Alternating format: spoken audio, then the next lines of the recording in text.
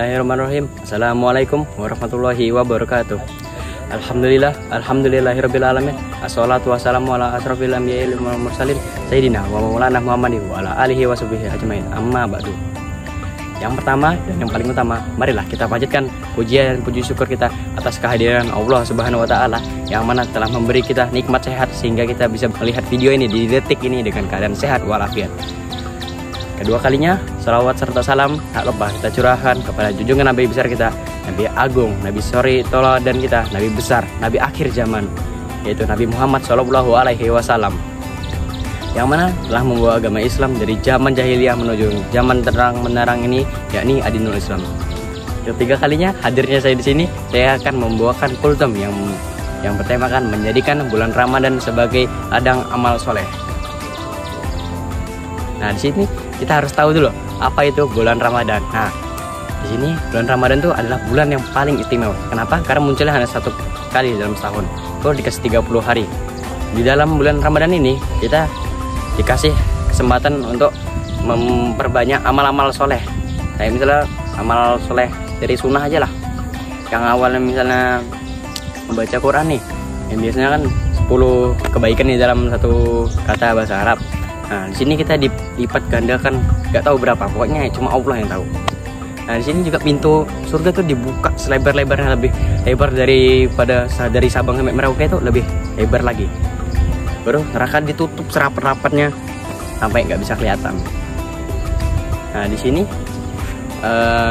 menjadikan Ramadan sebagai ladang amal soleh itu kayak event gitu lah. Kayak setahun sekali itu ada event untuk memperbanyak pahala kita.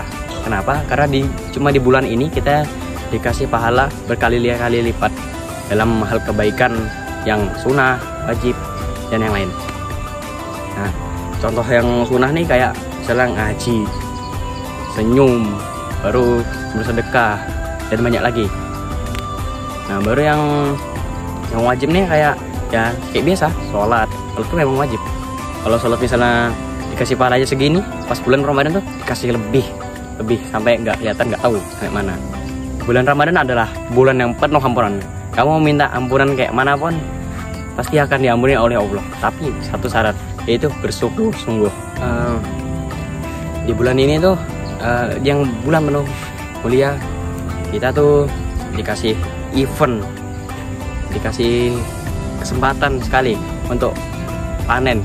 Kalau bisa dibilang bahasa gamernya farming itu kayak panen gitu lah, kayak panen pahala.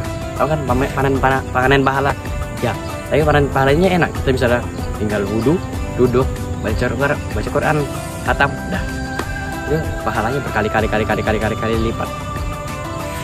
Cuma di bulan ini kita dikasih ampunan, dikasih pahala berlipat, dikasih takjil berbuka puasa, dikasih ampunan, dikasih pahala berlipat, dan banyak lagi.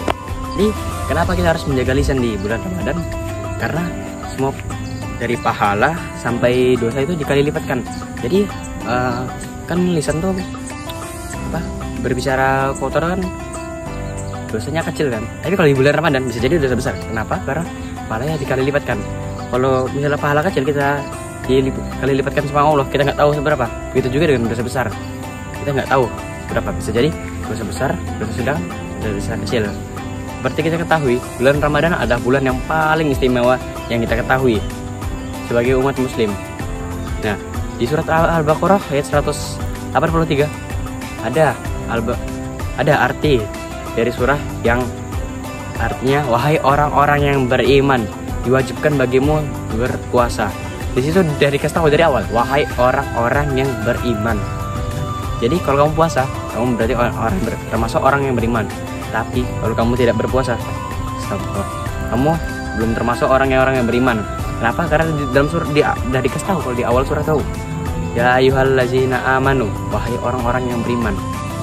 Nah, kalau misalnya kita nih badan kita sehat, nah baru kita ini sehat, tapi kita ini nggak berpuasa, kamu bisa jadi termasuk golongan orang-orang yang kafir. Kenapa? Karena tidak melaksanakan salah satu rukun Islam. Karena di rukun Islam itu kan termasuk kan puasa. Ya. Karena kalau kita misalnya kita nggak puasa sudah dosa besar, kita termasuk orang yang kafir. Puasa ini bukan cuma buat kita aja, tapi umat-umat yang sebelum kita dari zaman Rasul. Nah itu udah berpuasa. Gimana sih puasa itu dikembangkan? Nah, jadi kan dari puasa dikembangkan dari Allah nyamain ke malaikat Jibril, menyuruh malaikat Jibril memberitahu Nabi Muhammad. Nabi Muhammad memberitahu para sahabat-sahabatnya. Nah, sahabat-sahabatnya ini memberitahu kepada sahabatnya Nabi Muhammad juga, tapi yang belum pernah ketemu Nabi Muhammad. Nah, baru sahabat-sahabatnya itu menjadi ulama besar. Baru saat Nabi Muhammad wafat, sahabat-sahabatnya ini memberitahu kepada umat-umat Muslim yang belum pernah bertemu dengan Rasulullah SAW. Hanya di bulan ini kita dikhususkan untuk melakukan amal-amal soleh. Nah, di kesempatan ini kita diberikan kesempatan untuk bertaubat, memperbanyak akhlak, memperbagus akhlak ya, baru memperbanyak pahala, karena semua pahala itu pasti dilipat gandakan, nggak ada yang nggak dilipat gandakan.